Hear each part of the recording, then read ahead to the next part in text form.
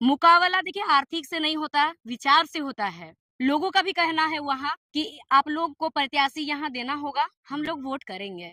सूर्य नारायण हांसदा की पत्नी को जेल कैंप की ओर से प्रत्याशी बनाने की मांग कई कार्यकर्ता लोग दबे स्वर ही सही कह रहे थे। तो अगर ऐसा किया हो जाता है तो कैसा हो? घाटशिला विधानसभा चुनाव को लेकर के क्या कुछ बातें निकल करके सामने आई? सबसे पहले आपको जोहार, आपका चैनल के माध्यम से सभी को मेरा जोहार। बैठक हुआ, जितना भी केंद्रीय पदाधिकारी हैं, केंद्रीय कमेटी के लोग हैं और कोल्हान प्रमंडल में जो 3 जिला आता है, जिला के जितने भी पदाधिकारी हैं और प्रखंड के हैं, सभी को बुलाया गया था, स्पेशल बुलाया गया था। ये घाटशिला विधानसभा क्षेत्र में जितने लोग आते हैं, वो लोग को जमशेदपुर जो पूर्वी सिंहभूम जिला से आते हैं, वो लोग को भी। तो आज का हमारा मीटिंग में यही हुआ कि हम लोग अपना वहाँ पर सबको अपना-अपना राय दिए कि वहाँ प्रत्याशी देना चाहिए या नहीं देना चाहिए।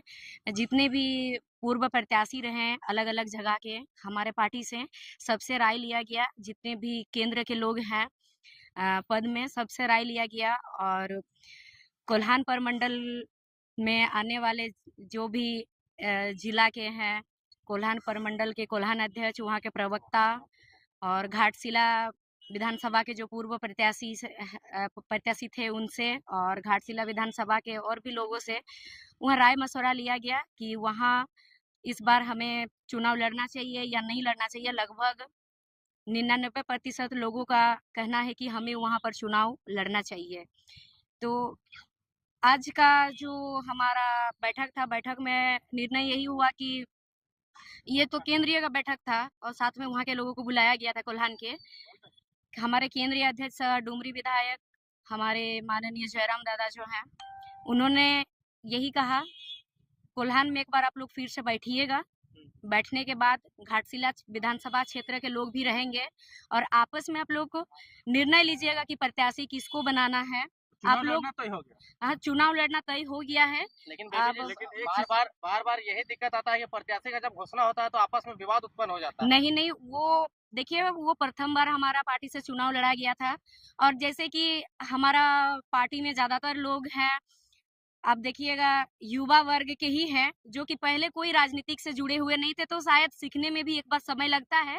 इस बार उसी को देखते हुए पहले बैठक रखा गया और बैठक के बाद इस बार आज का जो निर्णय निकला, आज का जो मीटिंग था, बैठक था, इसमें जयराम दादा यही बोले कि आप लोग कोल्हान में एक बार बैठिएगा और उस विधानसभा क्षेत्र के लोग भी एक बार बैठिएगा और बैठने के बाद आप लोग जिनको कहिएगा सबका सहमति से जो निर्णय निकलेगा उन्हीं को दिया जाएगा अच्छा, एक टिकट। चीज बताइए, वहाँ पे जो घाटशिला विधानसभा उपचुनाव की आप लोग तैयारी कर रहे हैं, उस विधानसभा के अंदर तमाम जो राजनीतिक दल के नेता आएंगे, एक मुख्यमंत्री होंगे, दूसरे पूर्व मुख्यमंत्री होंगे, कैसे चुनौती दीजिएगा और सीट को निकालने का तैयारी करिएगा, आप लोग ये बताइए तो। देखिए यहाँ ये मायने नहीं रखता कि पूर्व मुख्यमंत्री के परिवार के हैं या फिर मंत्री के परिवार के हैं।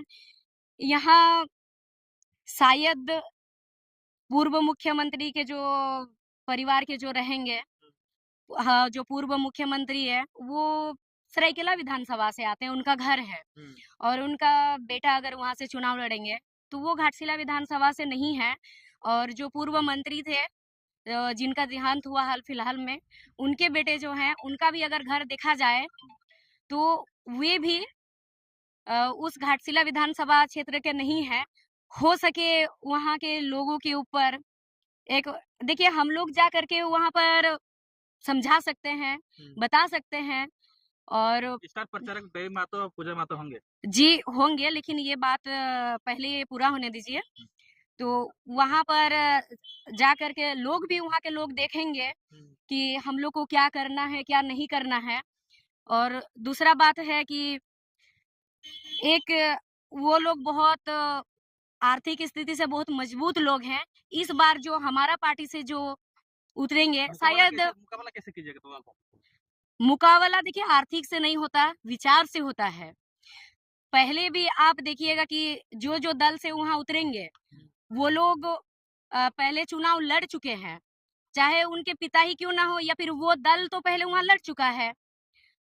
तो वो लोग काम क्या किए हैं इतना दिनों में नहीं किए हैं, ये देखा जाएगा।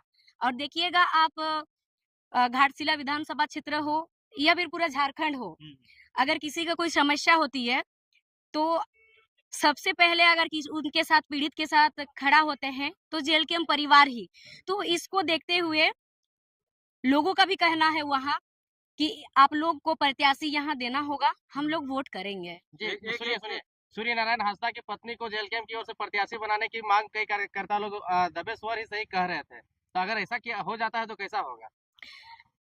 देखिए, इसके बारे में अभी जो चीज हुआ नहीं है इस विषय में अभी नहीं कह सकते हैं, क्योंकि आज पूरी तरह से बोला गया है, क्लियर किया गया कि आप लोग वहाँ पर एक बार बैठक कीजिएगा, बैठक करने के बाद जो आप लोग का निष्कर्ष निकलेगा, आप लोग जिसको चुनेंगे, वहाँ के लोग जिनको कहेंगे कि हाँ इन्हें देना चाहिए, उन्हें मिलेगा। चाहे वो पत्नी भी उम्मीदवार हो सकती है। अगर वहाँ के लोग चाहेंगे तो हो सकती है, अगर वहाँ के लोग नहीं चाहेंगे तो नहीं हो सकती है। हॉल में मीटिंग कीजिएगा तो 4 लाख 5 लाख 10 लाख तक खर्चा है। अगर आप पॉलिटिकल पार्टी अगर आपकी मीटिंगों में 10 लाख 5 लाख खर्चा करेगी तो वो जनता के मुद्दों के साथ कैसे खड़ा रहेगी, फिर उसे कंपनी के मुद्दों के साथ खड़ा रहना होगा। तो इसलिए हमने एक नया पैटर्न अपनाया है और ये सेंट्रल टीम की मीटिंग थी और खुले आसमान के नीचे एक सुंदर पहाड़ के विधानसभा में आप वही मुद्दा उठाए थे यूरेनियम वाला, जिससे कि